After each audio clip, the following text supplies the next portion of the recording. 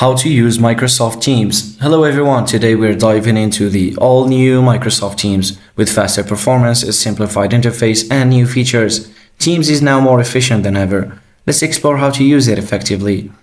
Launch the Microsoft Teams app on your device.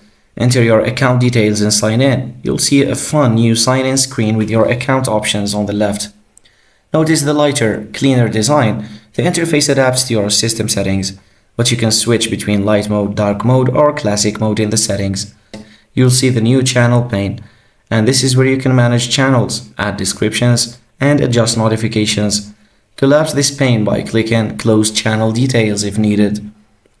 You can choose to have posts appear at the top or the bottom of your channel by clicking on the three-dot menu and selecting your preference. The new Teams allows for quicker channel switching, making navigation snappier. Click on your profile icon in the top right corner of the screen and select Settings. And here you can adjust appearance, theme, and other settings. You can choose between light mode, dark mode, or classic mode under Appearance and Accessibility. To join and manage meetings, go to your calendar and select a meeting. Joining is now twice as fast as before. The meeting interface is updated with a light design, and you can still access options like device settings and avatars. To focus on a single conversation, click on the three-dot menu and select Open Conversation in a new window. This allows you to keep your conversation separate from the main Teams window. If you're part of multiple tenants, notifications from all your accounts are now aggregated. Click on the activity bell icon to see updates from other tenants.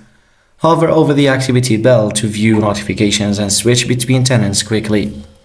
If you're not ready for the new Teams, you can revert to the classic version by using the switch in the upper left. For more information on updates and rollbacks, visit the Microsoft support site.